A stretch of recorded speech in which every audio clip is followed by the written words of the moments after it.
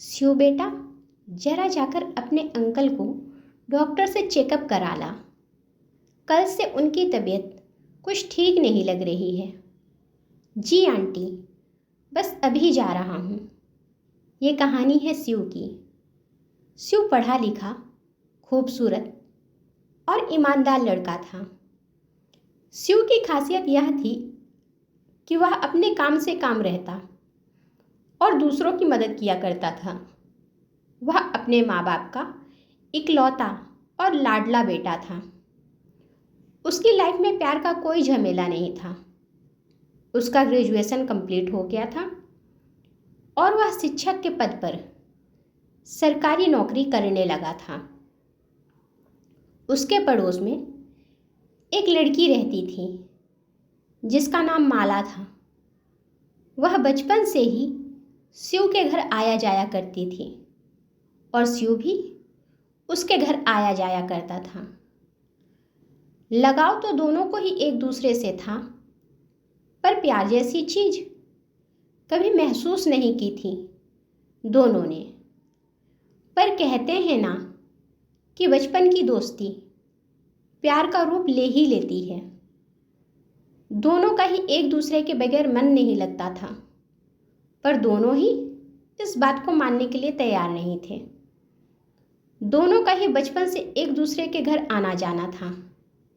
इस वजह से कभी उनके परिवार वालों ने भी नहीं सोचा कि उन दोनों के बीच कुछ ऐसा हो सकता है।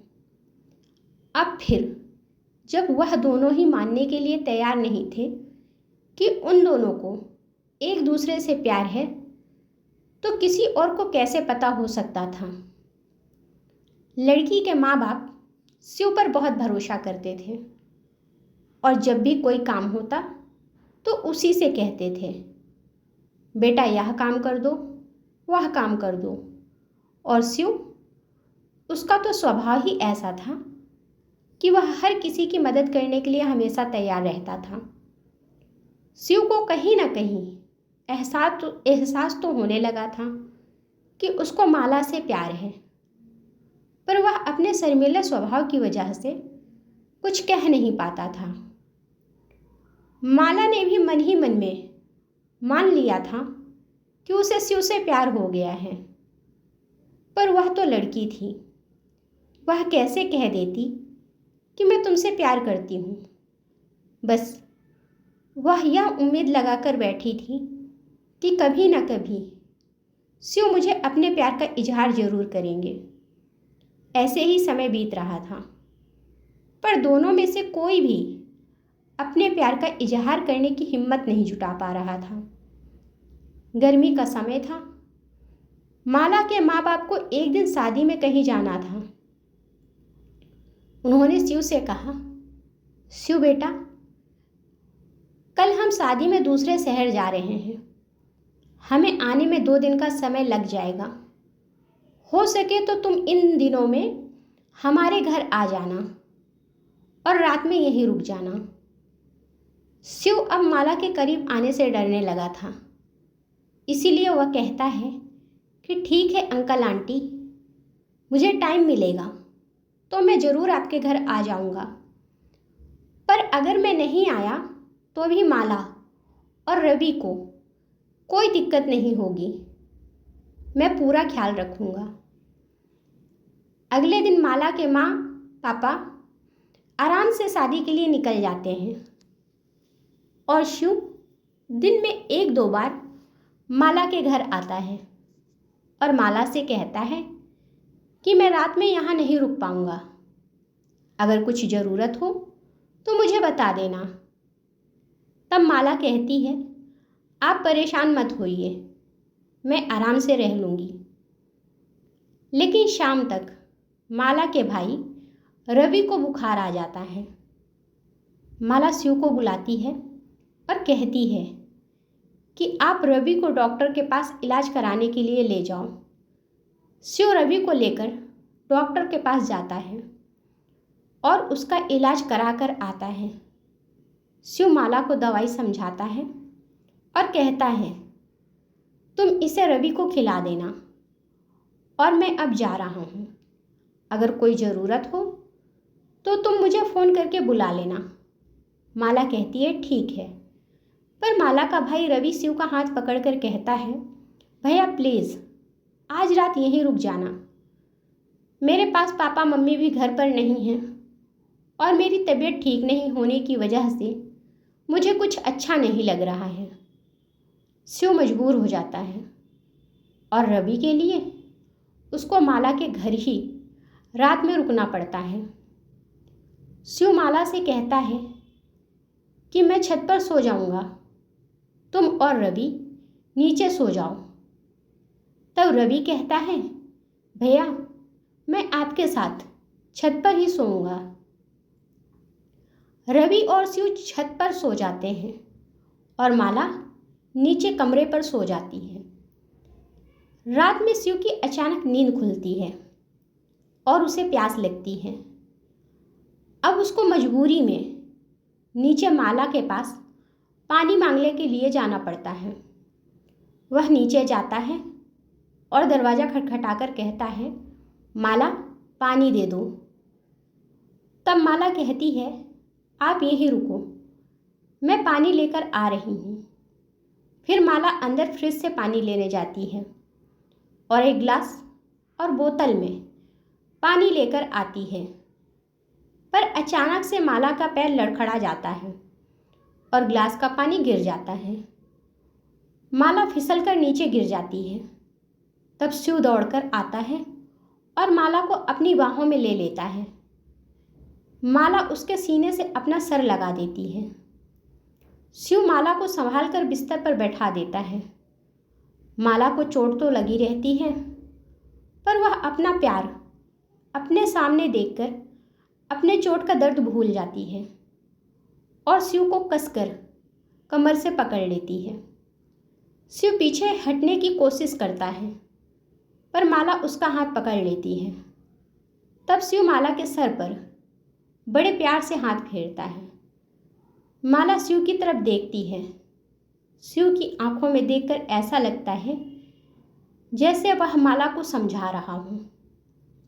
अब माला शिव का हाथ छोड़ देती है और शिव सीधे अपने घर चला जाता है। उधर माला को डर लगता है कि कहीं शिव उसे गलत ना समझ ले, और उधर शिव को लगता है कि पता नहीं मैंने सही किया या गलत। रात निकल जाती है। अगला दिन होता है। शिव हिम्मत करके माला के घर आता है और रवि की तबीयत के बारे में पूछता है। माला कहती है, रवि तो ठीक है, बस मैं ठीक नहीं हूँ। तब शिव माला को समझाता है कि हमारे माँ बाप हम पर कितना भरोसा करते हैं। ऐसे में अगर हम कोई गलत कदम उठाते हैं तो उनका हम पर से भरोसा उड़ जाएगा, और मैं किसी के विश्वास का कभी फ़ायदा नहीं उठाना चाहता हूँ। और हाँ, यह सच है कि मैं तुमसे बहुत प्यार करता हूँ और तुम भी मुझसे बहुत प्यार करती हो। पर जब तक हम अपने माँ बाप को अपने बारे में सही सही नहीं बता देंगे, तब तक मैं तुम्हें छूने की सोच भी नहीं सकता हूँ। और कोई ज़रूरी तो नहीं कि तुम्हारी और मेरी शादी हो ही जाए। माला चुपचाप से सुन रही होती है। माला की आंखों में आंसू होते हैं और अपनी किस्मत को धन्यवाद अदा कर रही होती है कि आज के समय में भी शिव जैसा लड़का है जिससे वह बहुत प्यार करती है। वह सोचती है कि शिव उससे भी ज़्यादा उसकी इज्जत का ख्याल रखता है। शिव माला को समझाकर अपने घर चला जाता है और अगले दिन माला के माँ बाप वापस अपने घर शादी से आ जाते हैं। तब माला अपने मम्मी पापा से अपने और शिव के रिश्ते के बारे में बताती है और कहती है कि अगर मैं शादी करूँगी तो सिर्फ शिव से ही करूँगी, नहीं तो मैं किसी से भी शादी नहीं करूँगी। और वह अपनी मम्मी को रात वाली पूरी बात बताती है। तब उसकी मम्मी कहती है, हमें शिव से अच्छा और ईमानदार लड़का कहीं नहीं मिलेगा। इसीलिए उसके मम्मी पापा शिव से माला की शादी करने के लिए राजी हो जाते हैं। और जब यह बात शिव को पता चलती है तो उसकी खुशी का ठिकाना नहीं रहता। वह तो बस अपनी ईमानदारी से अपनी मोहब्बत निभाना चाहता था, पर इस ईमानदारी की वजह से उसका प्यार मिल जाएगा उसने कभी नहीं सोचा था। आज शिव और माला की शादी हो गई है। दोनों साथ में बहुत खुश हैं, एक अच्छा जीवन जी रहे हैं। दोनों के एक बच्ची है। दोनों बहुत अच्छे माता पिता हैं। अगर हम अपने जीवन में संस्कार और ईमानदारी को नहीं भूलें तो मानते हैं दुनिया आजकल हमारे संस्कार और ईमानदारी की इज्जत नहीं करती, लेकिन जो हमारा भगवान है ना, वह सब देखता है और उसी हिसाब से फैसला भी करता है।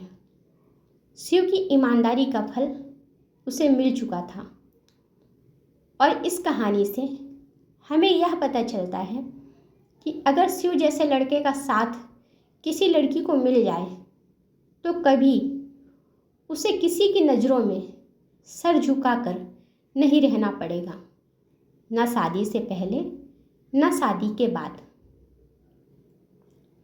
मेरी नज़रों में हर लड़के को शिव जैसा होना चाहिए।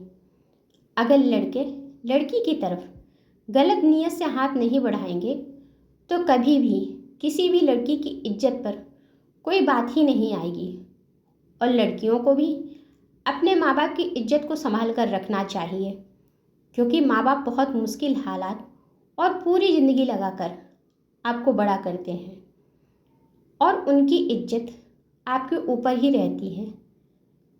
बच्चों से ही माँ बाप का नाम होता है। अगर बच्चे संस्कारी हैं तो माँ बाप सर उठाकर जीते हैं। इसीलिए चाहे कोई भी हो, लड़का हो या लड़की, अपना और अपने परिवार का अच्छा बुरा देखकर ही हमें आगे बढ़ना चाहिए। और अगर हमारे लिए भगवान ने अच्छा सोचा है तो हमें ज़रूर मिलेगा। बस हमें अपनी नीयत साफ रखनी चाहिए। जैसे शिव की नीयत साफ होने की वजह से माला उसको मिल गई। उम्मीद है आप लोगों को यह कहानी और मेरी बात शायद दोनों पसंद आए। धन्यवाद।